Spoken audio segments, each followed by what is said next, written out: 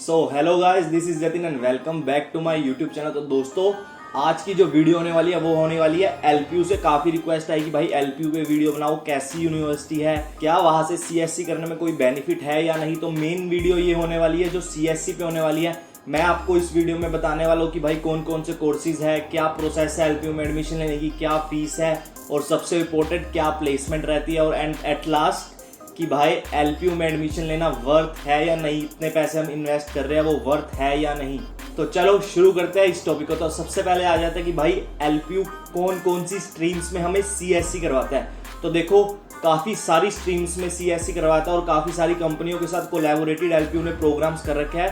तो first CSC जो हो जाती है बीटेक सिंपल हो जाती है, and second BTech with international transfer हो जाती है, जिसमें 2 साल आप एलपीयू से बीटेक करते हो, 2 साल अब्रोड कंट्री से लाइक यूके हो गया, यूएसए हो गया, इन कंट्री से आप सीएससी करते हो अपनी। एंड थर्ड हो जाती है बीटेक ऑनर्स। इसमें भी काफी सारे कोर्सेज आ जाते हैं, क्लाउड कंप्यूटिंग आ जाता है, डेटा साइंस आ जाता है, फुल स्टैक डेवलपर आ जाता है, ब्लॉकचेन आ जाता है। तो अभी करेंगे अच्छे से बात। अभी मैं आपको एक ओवरव्यू दे रहा हूँ कि कौन कौन से कोर्सेज करवाता है। उसके बाद जो आ जाते हैं एलपीयू के कोलैबोरेटेड प्रोग्राम आ जाते हैं, जो कि सबसे पहले आ जाता है CSC in data science, AI, artificial intelligence and machine learning. अब ये जो प्रोग्राम है वो इन्होंने कोलैबोरेटेड कर रखा है अपग्रेड के साथ, जो कि आप लोगों को पता ही होगा। एंड सेकंड आ जाता है इसमें CI in UI and UX, जो कि user interface and user experience है, ये इन्होंने कोलैबोरेटेड कर रखा है इमेजिन एक्सपी के साथ। एंड थर्ड आ जाता है सीएससी इन क्लाउड बेस्ड ऑटोमेशन, जो इन्होंने कोलैबोरेटेड कर रखा है सेबिया के साथ, एक्सीबीआईए, जो कि एक अच्छी खासी कंपनी है। तो ये ओवरव्यू है, ये प्रोग्राम आपको एलपीयू में देखने को मिल जाएगा। तो चलो अब थोड़ा सा डिटेल में बात करते हैं इन प्रोग्राम के बारे में। तो सबसे पहले बात करते हैं नॉर्मल सीएससी की, जो कि कोई कोलैबोरेटेड नहीं है, एलपीयू का खुद का प्रोग्राम है। इसमें एडमिशन लेने का क्राइटेरिया क्या है और इसकी फीस क्या है। तो देखो, जो इसमें एडमिशन लेने का क्राइटेरिया वो आपको 60% चाहिए अपनी +2 में मिनिमम,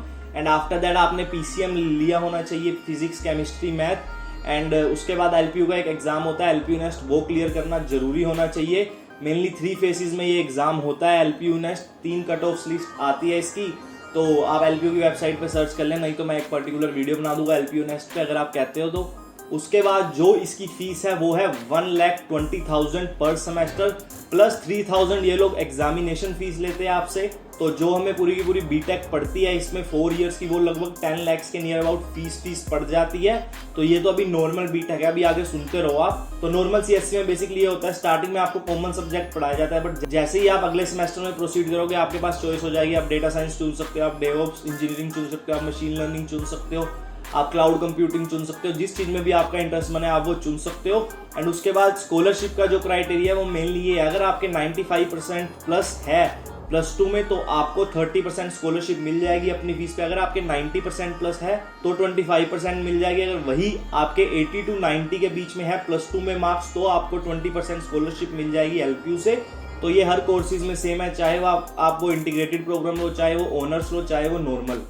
एंड अब आ जाते हैं सीएससी इन इंटरनेशनल ट्रांसफर। तो सीएससी इन इंटरनेशनल ट्रांसफर में मेनली क्या होता है, इसका भी वही सेम क्राइटेरिया है नॉर्मल एमबीए वाला, बट इसमें क्या होता है, आपको 2 इयर्स यहाँ पे एलपीयू में ट्रेनिंग दी जाती है और 2 इयर्स आपको अब्रॉड यूनिवर्सिटीज में पढ़ाया जाता है। बाकी इसका एडमिशन का सेम क्राइटेरिया, और इसकी जो फीस है वो भी नॉर्मल सीएससी की तरह ही है।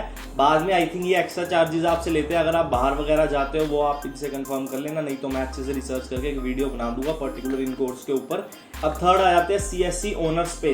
तो भाई सीएससी ऑनर्स में भी एलपीयू ने कई कोर्स इंटीग्रेटेड करे हुए हैं कई कंपनी के साथ, वो मैं आपको बता देता हूँ। तो सबसे पहले तो इनका कोर्स आ जाता है साइबर सिक्योरिटी एंड ब्लॉकचेन, जो कि इन्होंने टिया के साथ अपना कोलैबोरेटेड कर रखा है। अब इसमें क्या होता है, इस कोर्सेज में आपको काफी सारी फैसिलिटीज मिल जाती है, आपको काफी सारे सर्टिफिकेशन मिल जाते हैं अच्छे इंडस्ट्री लेवल के, जो कि इन फ्यूचर में काफी आपके काम आने वाले हैं। और यहाँ से जो टीचर्स भी होते हैं वो भी इंडस्ट्री बेस्ड होते हैं, इसमें पढ़ाने आते हैं जिनके पास प्रैक्टिकल एक्सपीरियंस होता है। ऐसा नहीं होता कि भाई कोई भी उठ के आ जाएगा या एलपीयू के टीचर्स आएंगे, इसमें टीचर्स भी अच्छे पढ़ाने आते हैं और आपको हैंड्स ऑन एक्सपीरियंस भी मिलता रहता है कि भाई क्या चल रहा है, आपको इंडस्ट्री एक्सपोजर अच्छा खासा मिल जाता है सीएससी ऑनर्स में। हैकेथॉन, बूट कैंप्स वगैरह जो भी ऑर्गेनाइज करवाते हैं उसमें भी आप सबसे पहले प्रेफर किए जाते हो पार्टिसिपेट करने के लिए। एंड एक सीड मनी नाम की भी चीज होती है, जैसे कि मान लो आप पार्ट टाइम जॉब भी कर सकते हो, कोई छोटे छोटे प्रोजेक्ट्स आते हैं यूनिवर्सिटी पे, तो ये आप वहां से जॉब भी भी कर सकते हो और वहाँ से अच्छी खासी इनकम भी अर्न कर सकते हो।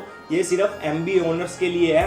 एंड उसके बाद जो इसकी फीस है वो आ जाती है 1,90,000 पर सेमेस्टर, और उसके बाद 3,000 आपकी एग्जामिनेशन फीस आ जाती है। और जो इसमें एडमिशन लेने का क्राइटेरिया MBA ऑनर्स में वो भी डिफरेंट है नॉर्मल CSE से। इसमें आपको 70% मार्क्स चाहिए, मिनिमम 70% मार्क्स। जी हाँ, फीस भी ज़्यादा है और भाई मार्क्स भी आपको ज़्यादा चाहिए, 70% मार्क्स चाहिए। उसके बाद ही आप एलिजिबल हो सकते हो इसमें एडमिशन लेने के लिए। तो इसमें टोटल फीस जो आपकी पड़ती है पूरे BTech की वो पड़ती है 50,44,000, जो कि बहुत बड़ा अमाउंट है।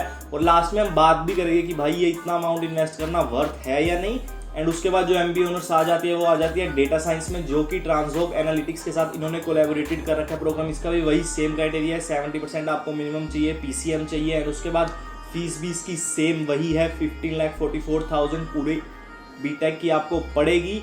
एंड उसके बाद काफ़ी कुछ सीखने को मिल जाता है। आप इसमें वही इंडस्ट्री बेस्ड टीचर आते हैं, आपको काफ़ी अच्छे अच्छे सब्जेक्ट सीखने को मिल जाते हैं इसमें, जो भी लेटेस्ट ट्रेंड में चल रहा होता है। और तो आपको IBM और गूगल जैसी कंपनीज के सर्टिफाइड सर्टिफिकेट भी मिलते हैं, जिनकी मार्केट में अच्छी वैल्यू है। तो ये हो गया डेटा साइंस। अब जो थर्ड कोर्स जो इनका आ जाता है CSE ऑनर्स में, वो आ जाता है फुल स्टैक डेवलपमेंट में। जी हाँ, अगर आप फुल स्टैक डेवलपर बनना चाहते हो तो आपको वही स्टार्टिंग से इसमें पढ़ाना स्टार्ट कर देंगे।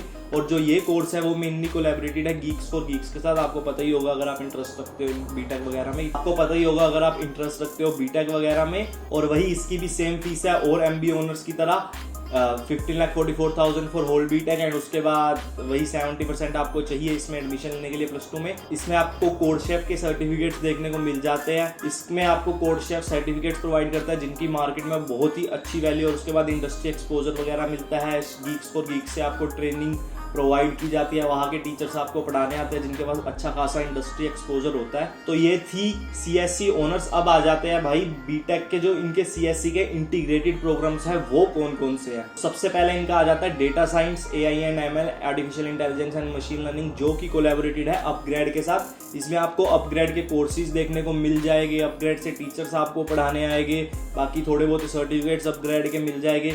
मतलब यहाँ पे आपको प्रॉपर ट्रेनिंग स्टार्टिंग से ही डेटा साइंटिस्ट के लिए प्रोवाइड की जाएगी। ऐसा नहीं होगा कि भाई आपको फुल स्टैक डेवलपर की प्रोवाइड करेंगे, फुल स्टैक डेवलपर की आपको क्लाउड कंप्यूटिंग की स्टार्टिंग से ही AI एंड ML आपको पढ़ानी स्टार्ट की जाएगी। और इन फ्यूचर आप 4 ईयर के बाद जाके इसमें मास्टर बन जाओगे पूरे अच्छे से।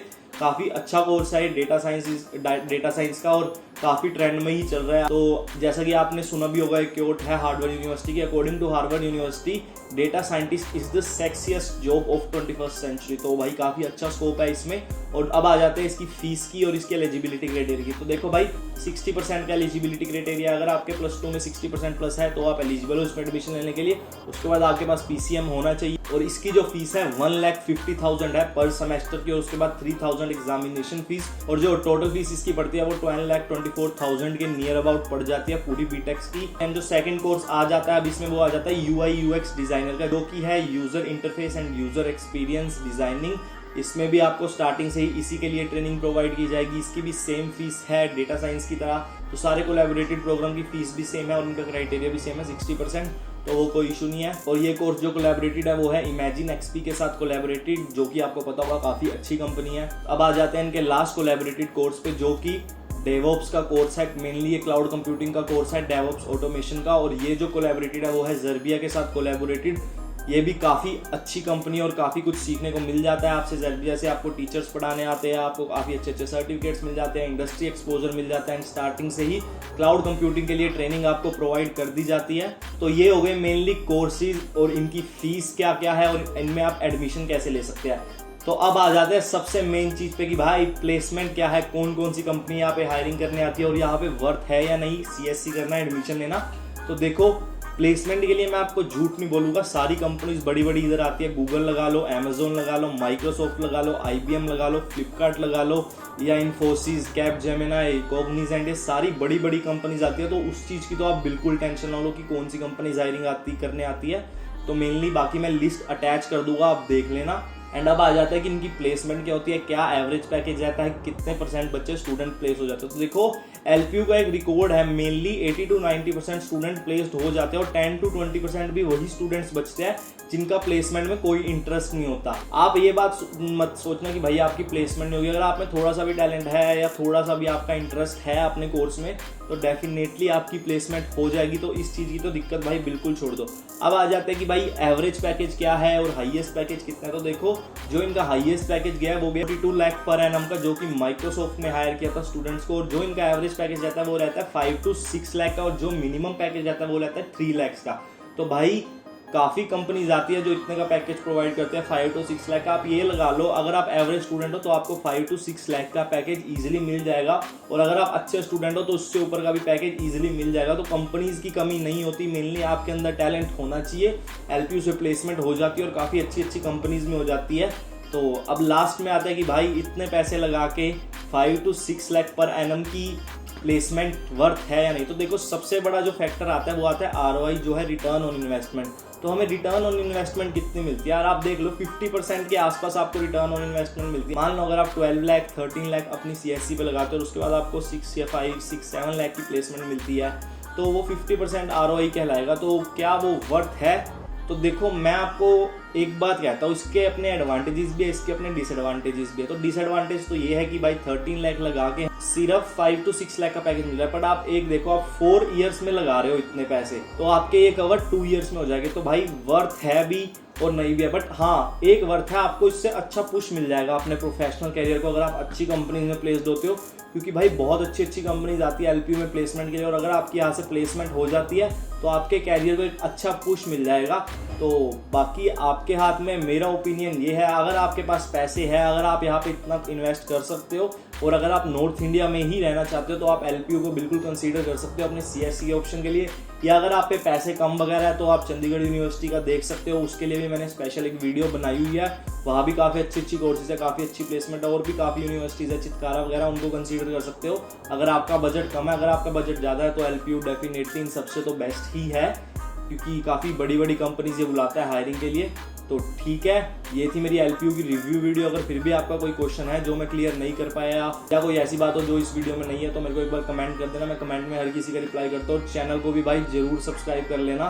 तो ठीक है, मिलते हैं अगली किसी बढ़िया वीडियो में। Till then bye bye, take care, have a nice day, Baum.